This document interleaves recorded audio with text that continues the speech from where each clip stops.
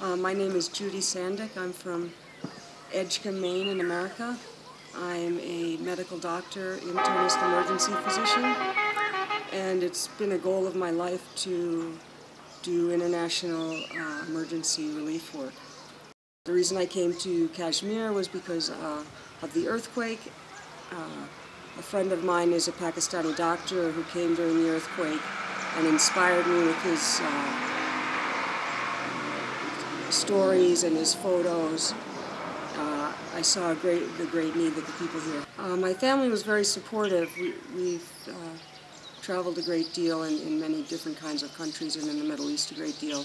However, the community members, my children's teachers, their coaches were all very adamant that it was a dangerous thing to do, and actually got me quite frightened before I came. They encouraged me to speak with a person from the American Intelligence Agency who told me that I would be safer in Baghdad than in Kashmir. And I thought, well, he must know what he's talking about. And I actually came with more trepidation than anywhere else that I've been in the world. I was completely wrong in having any discomfort at all. I've never been treated so well. I've never felt so safe. I feel as when I walk down the street in these small villages, everyone knows that I'm the medical doctor from America, and they would do anything to protect me, to make my life more comfortable. Their greatest desire is to interact with me so that they can see what Americans are like, and to show me the hospitality that is traditional Kashmir. It's very basic health care that we can offer here. I guess it's more basic than I had expected, although I should have probably known that there really are very few supplies. There's no oxygen tank here, there's no EKG machine here, there's no morphine here. These are all such basic healthcare items that it would never occur to me that they wouldn't be readily available. I was also most shocked, I guess, by the level of nutrition of the people here. They've been through an earthquake, and I expected to see people with injuries and scars and problems related to that, but I was actually shocked to see the poor nutritional level of the people. That was really disturbing, especially we were at 10,000 feet, and to see these women so incredibly anemic at 10,000 feet, I don't know how they get through their days.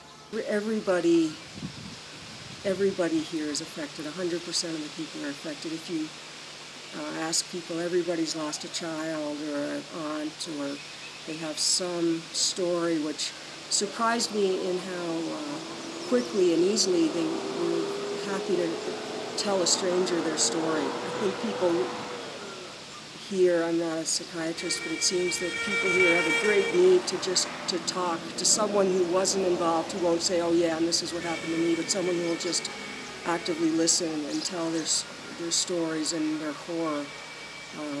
And maybe now it's a little easier because it's been a year and a half after the earthquake, so when there is time, I do ask, so where were you in the earthquake and what happened and how are you doing? And then they very readily talk about it. But generally the complaints that they come in with are, I have pains here and there. People somaticize, they don't think to mention their psychological problems. That wouldn't be it, I don't think, in their culture to do that. The most common problems of children are malnutrition and iodine goiter, which I believe is due to active iodine deficiency, because even the little children have goiters. They're often anemic due to worms, and they're very stunted and growth retarded from malnutrition. I'm passionate that I'd like to see some more resources come here. The women have essentially no health care because they will only see female doctors. They're not willing to talk about pregnancy or any GYN or OB problems to a male. So the women deliver at home.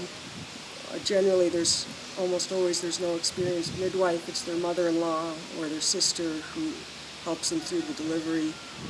The perinatal mortality rate is huge. I don't think it's even really known because people don't, I don't think the records are that excellent, especially about neonatal mortality rates. But every woman pretty much says, oh, I lost this baby, I had these many miscarriages. I think that for these people to truly recover, they really need to have a healthy physical body, which isn't going to happen until they get the basic nutrients that they need, iron and iodine and folic acid, and have the children wormed. And that's inexpensive. It's not that difficult to accomplish. It just takes some organization. But the women stay at home and they have no place where they congregate, and so it's very, very hard to get to the women to improve their health. And if their health isn't improved, they're going to have sickly babies, and then that's the cycle. It just goes on. CDRS, without the NGOs, it would be much, much worse for the people. And now that the earthquake is over and it's not so exciting to be giving money, now it's for the basic daily needs, not for an emergency. It's much, much harder to get funding. I've really been touched by this, by Kashmir, by this part of the world in a way that I never thought I would have been. And I really hope that I'll be able to come back and do some more work here and maybe improve the lives of the people just one little bit. That would be my goal.